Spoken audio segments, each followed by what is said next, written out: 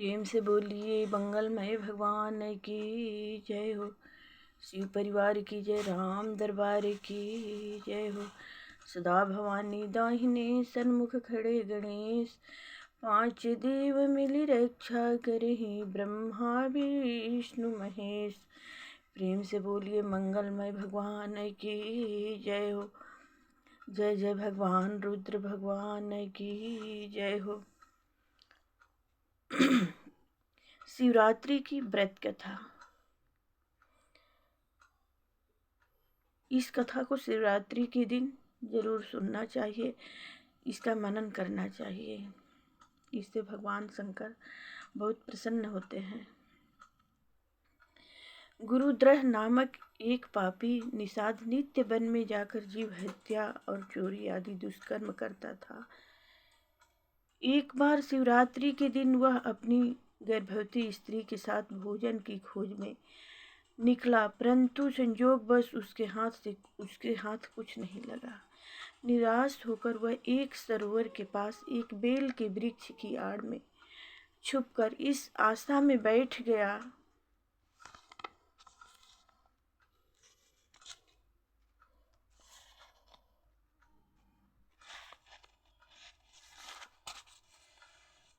कि जल पीने आए पशु को मारकर अपनी क्षुधा तृप्ति करेगा। संयोगवश रात्रि के प्रथम पहर में एक मृगी जल पीने आई तो भील ने अपने धनुष पर बाण चढ़ाया।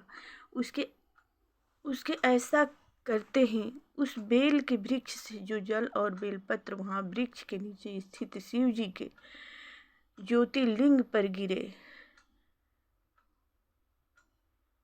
तो उससे शिव जी का पूजन हो गया। मृगी ने आर्तवाणी में निषाद से कहा कि तुम मुझे थोड़ी देर के लिए जाने दो, मैं अपने बच्चों की व्यवस्था करके लौट आऊंगी। मृगी के शपथ पूर्वक विश्वास दिलाने पर निषाद ने उसे जाने दिया और उसकी प्रतीक्षा में एक पहर का जागरण हो गया। दूसरे पहर के आरंभ में उस मृगी को ढूंढती हुई उसकी बहन उस सरोवर पर आ गई। निषाद ने मृगी पर सरसंधान करने की ठानी तो बाण के वृक्ष से टकराते ही जल और बेलपत्र वृक्ष के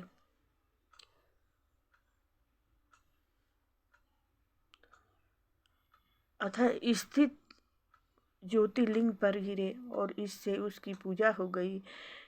इस मृगी को जब निषाद मारने लगा तो उसने भी आतुर वाणी से समय की मांग की और लौट आने का विश्वास पूर्वक वचन दिया। निषाद ने उसे भी अनुमति दे दी। उसकी प्रतीक्षा में उसके द्वितीय पहर का जागरण हो गया। तीसरे पहर मृगी को ढूंढता हुआ हिष्ट पुष्ट मृग वहां आ पहुंचा। निषाद की उस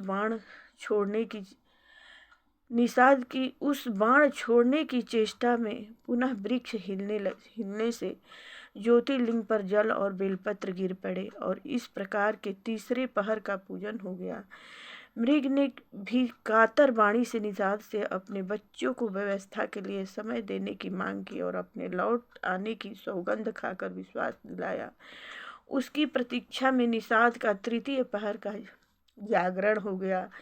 घर पहुंचने पर तीनों के एक दूसरे को अपनी एक जैसी कहानी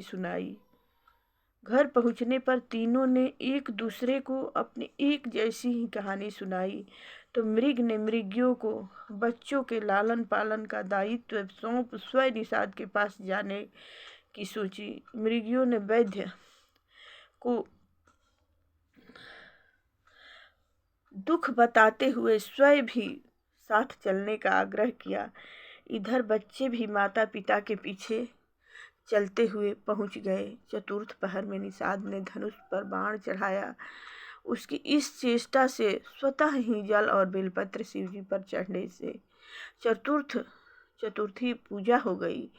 इससे निषाद का पाप भस्म हो गया और उसे ज्ञान उदय हुआ, जिसके फलस्वरूप मृगी की सत्यनिष्ठा वचन बद्धता तथा परोपकार परायणता को देखकर उसने मृगी की प्रशंसा करते हुए उन्हें मुक्त कर दिया। निषाद के इस जागरण पर प्रसन्न होकर शिव जी प्रकट हो गए और उससे वर मांगने का अनुरोध करने लगे। उस निषाद जी ने शिव की स्तुति करते लोक कल्याण के लिए उनसे वहां स्थिर रहने का वरदान मांगा, जिसे शिव जी ने तथास्तु कह दिया। तब से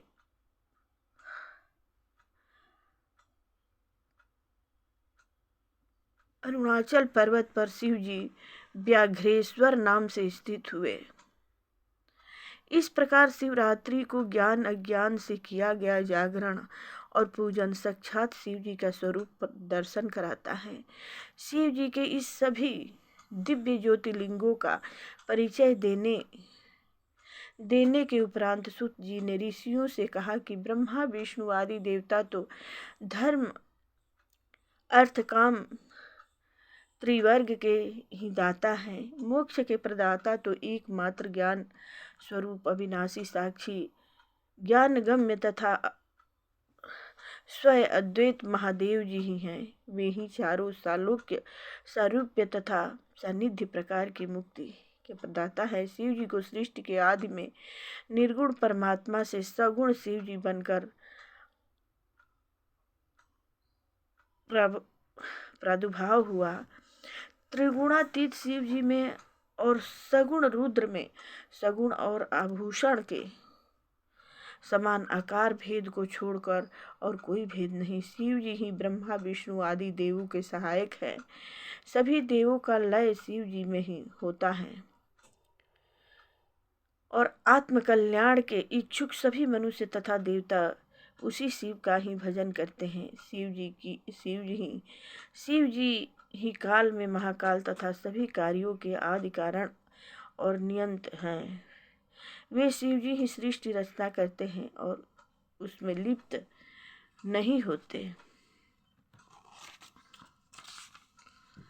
जिस प्रकार जल में अग्नि आदि तेज की परछाई का भान होता है परंतु वह वास्तव में उसमें प्रविष्ट नहीं है, उसी प्रकार शिव सृष्टि में लिप्त नहीं है। जैसे अग्नि प्रत्येक काष्ठ देख सकता है वैसे ही सृष्टि के अणु प्रत्याणु में व्याप्त शिव जी को साधक ही देख पाता है।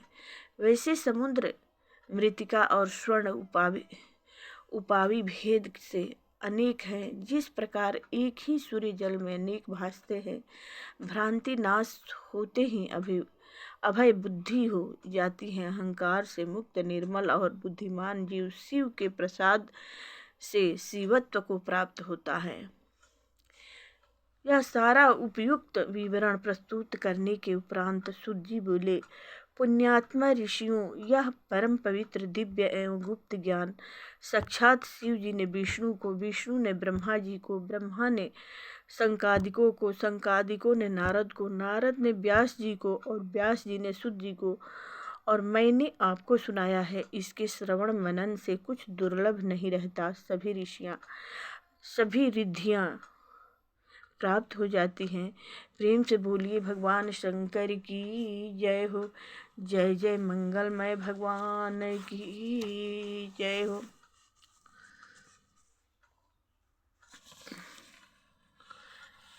ओम जय शिव ओंकारा, हर शिव ओंकारा, ब्रह्मा विष्णु सदा शिव, ब्रह्मा विष्णु सदा शिव, अर्धांगिनीधारा।